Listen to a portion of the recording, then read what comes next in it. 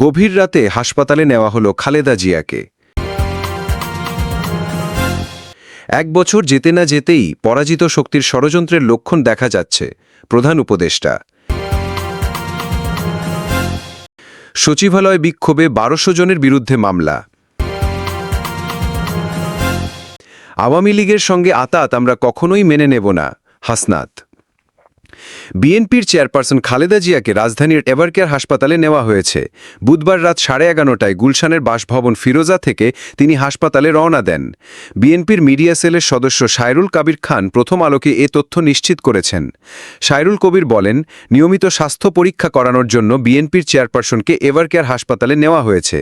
রাতে হাসপাতালেই থাকবেন কিনা জানতে চাইলে তিনি জানান, আশা করছি জরুরি পরীক্ষা শেষে তিনি আবার বাসায় ফিরে আসবেন। প্রধান উপদেষ্টা ড. মোহাম্মদ ইউনুস বলেছেন, 1 বছর যেতে না যেতেই পরাজিত শক্তির নানা ষড়যন্ত্রের লক্ষণ দেখা যাচ্ছে। আজ বুধবার বিকেলে 13টি রাজনৈতিক দলের সঙ্গে এক বৈঠকে তিনি একথা জানান। রাষ্ট্রীয় অতিথি ভবন যমুনায় অনুষ্ঠিত এই বৈঠকে অংশ নেন 13টি রাজনৈতিক দল ও জোটের নেতারা। বৈঠকে প্রধান উপদেষ্টা বলেন, জুলাই অভ্যুত্থানের 1 বছরে আমাদের আয়োজন ছিল সব রাজনৈতিক দলকে একসঙ্গে নিয়ে অতীতকে স্মরণ করা। সেজন্য কর্মসূচি গ্রহণ করেছিলাম। এতে ফ্যাসিবাদের বিরুদ্ধে আমাদের ঐক্য দৃশ্যমান হতো। কিন্তু 1 বছর যেতে না যেতেই পরাজিত শক্তির নানা ষড়যন্ত্রের লক্ষণ দেখা যাচ্ছে। তিনি আরও বলেন, মতপার্থক্য ও প্রতিদ্বন্দ্বিতা থাকলেও ফ্যাসিবাদের বিরুদ্ধে রাজনৈতিক দলগুলোর ঐক্যকে আরও দৃঢ় করতে হবে, তা না হলে তারা এটাকে সুযোগ মনে করছে। আজকের বৈঠকে অংশগ্রহণকারী সব দল ফ্যাসিবাদের বিরুদ্ধে রাজনৈতিক ও গণ ঐক্য অটুট রাখার প্রতিশ্রুতি দেন। তারা আইন শৃঙ্খলা নিয়ন্ত্রণে প্রধান উপদেষ্টাকে আরও কঠোর হওয়ার আহ্বান জানান। নেতৃবৃন্দ রাষ্ট্র সংস্কার, বিচার ও নির্বাচন প্রক্রিয়ায় পূর্ণ সমর্থন জানিয়ে নির্বাচনকে সামনে রেখে এবং ফ্যাসিবাদ প্রতিহত করতে নিয়মিত সর্বদলীয় সভা আয়োজনের প্রস্তাব দেন। বৈঠকে অংশ নেন রাষ্ট্র সংস্কার আন্দোলনের সৈয়দ হাসিবুদ্দিন হোসেন, গণসংহতি আন্দোলনের জোনায়েদ সাকি, এবি পার্টির মুজিবুর রহমান, নাগরিক ঐক্যের শহীদুল্লাহ কায়সার, গণ অধিকার পরিষদের নুরুল হক, লিবারাল ডেমোক্রেটিক পার্টির রেদওয়ান আহমেদ, খেলাফত মজলিসের আহমেদ আব্দুল কাদের, বিপ্লবী ওয়ার্কার্স পার্টির সাইফুল হক, জাতীয় সমাজতান্ত্রিক দল জিএসডির তানিয়া রব, 12 দলীয় জোটের শাহাদাত হোসেন সেলিম, বাংলাদেশ সমাজতান্ত্রিক দলের বজলুর রশিদ ফিরোজ, বাংলাদেশ কমিউনিস্ট পার্টির রুহিন হোসেন প্রিন্স এবং গণফোরামের মিজানুর রহমান।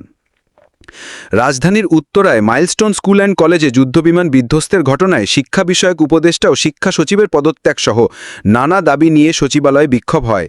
বিক্ষোভের ঘটনায় আজ মামলা দায়ের করেছে পুলিশ। ঢাকা মহানগর পুলিশের সচিবালয় নিরাপত্তা বিভাগের উপপরিদর্শক গোলাম মুক্তি মাহমুদ আজ বিকেলে শাহবাগ থানায় বাদী হয়ে মামলাটি দায়ের করেছেন। শাহবাগ থানার ভারপ্রাপ্ত কর্মকর্তা খালিদ মনসুর এ তথ্য নিশ্চিত করেছেন। মামলায় অজ্ঞাত পরিচয় 1200 জনকে আসামি করা হয়েছে। তারা বিভিন্ন কলেজের শিক্ষার্থী এবং স্বার্থান্বেষী দুষ্কৃতিকারী।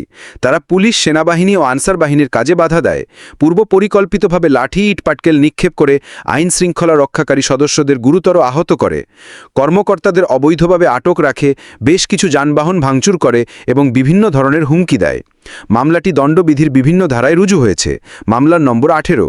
শাহবাগ থানার ভারপ্রাপ্ত কর্মকর্তা খালিদ মনসুর জানান, এখনও কেউ আটক হয়নি। ফ্যাসিবাদের বিরুদ্ধে ঐক্য গড়ে তোলার আহ্বান জানিয়েছেন জাতীয় নাগরিক পার্টির এনসিপির দক্ষিণাঞ্চলের মুখ্য সমন্বয়ক হাসনাত আবদুল্লাহ। তিনি বলেন, আপনারা হয়তো কেউ বিএনপি করেন, কেউ জামাত করেন, তাতে আমাদের আপত্তি নেই, কিন্তু আওয়ামী লীগের সঙ্গে আতাত আমরা কখনোই মেনে নেব না। তিনি আরও বলেন, ফ্যাসিস্ট আওয়ামী লীগের হাতে বিএনপি নির্যাতিত হয়েছে, জামাত নির্যাতিত হয়েছে। এই ফ্যাসিবাদের বিরুদ্ধে আমাদের জাতীয় ঐক্য গড়ে তুলতে হবে। আজ বুধবার কুমিল্লার টাউন হলে অনুষ্ঠিত সভায় সমাপনী বক্তব্যে তিনি এসব জানান। এর আগে এনসিপির পদযাত্রা শোক র্যালিতে পরিণত হয়। মহানগর ও বিভিন্ন উপজেলা থেকে আসা শিক্ষা প্রতিষ্ঠানের শিক্ষার্থীরা এতে অংশ নেয়। হাসনাত আবদুল্লাহ বলেন, বিগত ফ্যাসিস্ট সরকার প্রত্যেক ক্ষেত্রে দুর্নীতি করেছে। তাদের কেনা পুরাতন যুদ্ধবিমান ধ্বংস হয়ে আজ মাইলস্টোন স্কুলে এত ছাত্রছাত্রী নিহত হয়েছে। প্রত্যেকটি দুর্নীতির বিচার করতে হবে।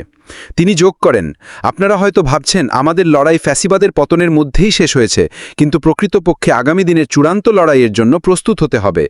হাসনাত আরও বলেন, কুমিল্লার প্রত্যেক উপজেলায় এনসিপির শক্ত ঘাঁটি করে তুলতে হবে।